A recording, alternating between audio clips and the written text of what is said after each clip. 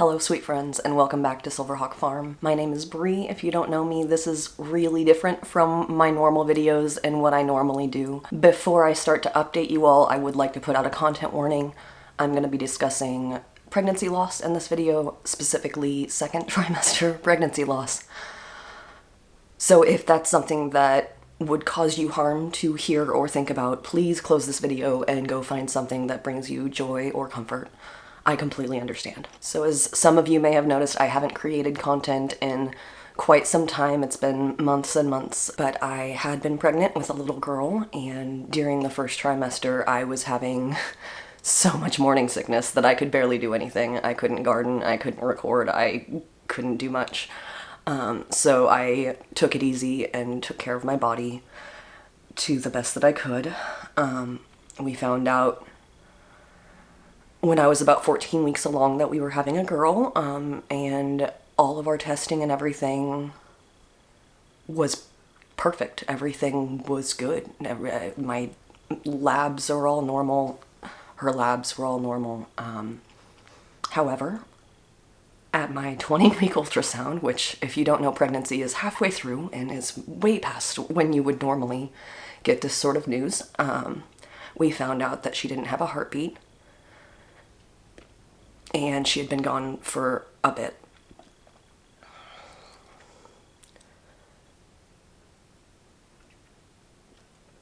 And if you are a person who's experienced pregnancy loss and like you don't ever want to talk about it, I think that's completely valid and I totally understand.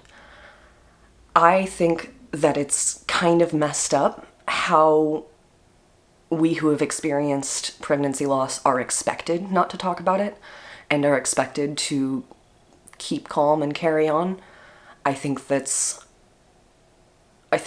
expectation, that cultural expectation that we have is inhumane, to be honest. I think it's inhumane. I think it's cruel to expect someone to carry that much loss and mourning without being allowed to acknowledge it and feel it and talk about it.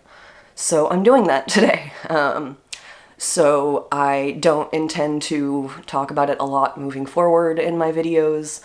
I just wanted to take the time to update because this channel is so very important to me and I've really missed making content and I'm looking forward to getting back into it. I have had so many lovely messages and support and things from people in my life. If you are a person that has messaged me and I haven't responded, I'm sorry. I'm doing my best and I'm trying to catch up with everything. As far as how I'm doing, my husband and I are both heartbroken, to be frank with absolutely heartbroken, and they're just as affected as I am by our loss. And they have been wonderful. They have taken care of, I basically said I couldn't handle any logistics, and I cannot express how little functioning I had, especially that first week or so. We found out on August 20th. And they taken care of everything, communicated with people, made and canceled appointments for me, just all of the things. So I'm so very grateful for them. So I had what's called a missed miscarriage, which means that my body didn't know that we had lost the baby, and I didn't have any symptoms. I felt fine. I felt I was still experiencing pregnancy symptoms, to be honest. So because of that, I had to have surgery to have the baby removed.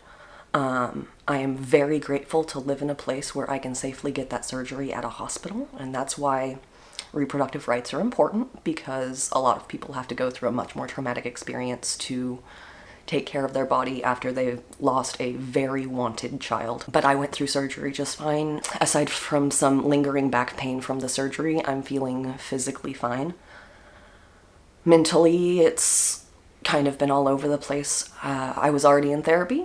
I'm still in therapy. I'm staying in therapy forever, dang it. So she has been wonderful and helpful, and I have a lovely support system that has been wonderful and helpful. I have cried buckets, literal buckets. Like I don't think I'm exaggerating. I think if you could measure how much I've cried in the last month, it would fill buckets. And I've just kind of been taking things one day at a time. If you've experienced any sort of grief or loss, you probably know it comes in waves.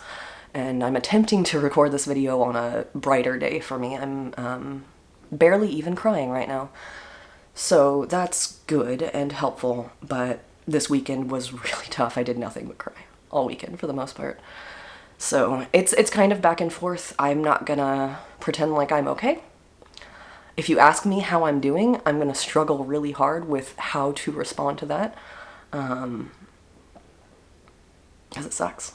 It's at 20 weeks you're making plans, you know? You've got names, you've got logistics that you're figuring out, right? Like setting things up and getting a bigger car, and just everything in our lives was starting to take that swivel towards being ready for her to be here, because she could have been there fairly quickly. So going from that to nothing hurts more than I can explain.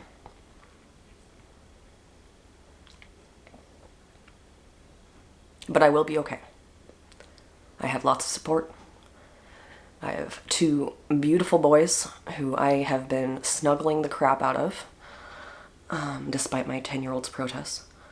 And I've really been enjoying having them, and extra grateful for Nico, my youngest, who still very much wants to be cuddled all day, every day, and I have been happy to oblige him there. As far as the future goes, we do hope to try again. We kind of realized how much we wanted another kid, so we are hoping to be able to try again. I've mentioned on this channel before, we have had problems with infertility in the past. I have PCOS, so send me good vibes for that to go well, and to end well, too. I am very eager to continue expanding our family, as much as I am super anxious about pregnancy, getting pregnant, staying pregnant, and all of those things. So I'm trying to move towards being hopeful, and I'm trying to move towards doing all the things to get my body ready for hopefully a future healthy pregnancy, and trying to take care of myself. I've described it as, like, I have been a zombie. I have not been responding to things very well. I have not been able to keep up with things. If and when I do go out, it takes more focus than I can explain to try and stay normal in a social setting. So that's been an adjustment, but I have been starting to, like, see people and do things. I'm actually traveling to San Diego this weekend for TwitchCon. If you're a Twitch person and you will be there and you don't already know that I'll be there, definitely say hi if you see me.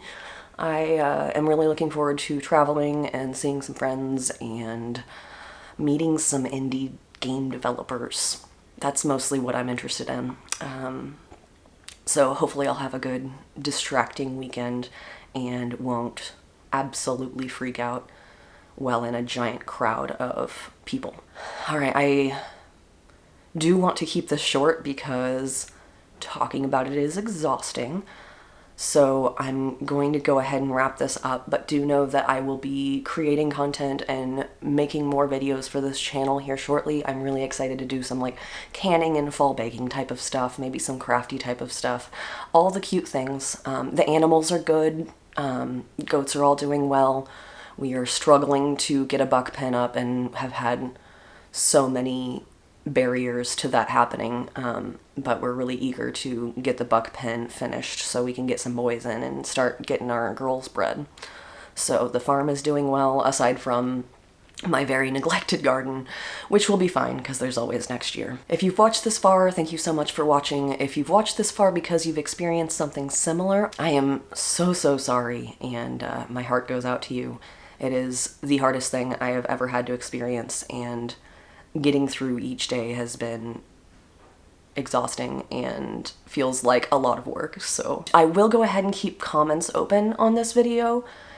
However, I usually try and reply to all the comments that aren't, like, mean, and I don't know if I'll be able to do that for this one. So thank you so much for your comments if you choose to leave one. If there's any that I don't respond to, please don't take it personally. I am literally working up the energy to text my mother nowadays, and it takes a lot of it. So thank you so much for hanging out and for being patient while I took some time away, and I look forward to happier days ahead where we can do more homesteading and less grieving. And in the meantime, hug your loved ones so tight for me. Okay, bye.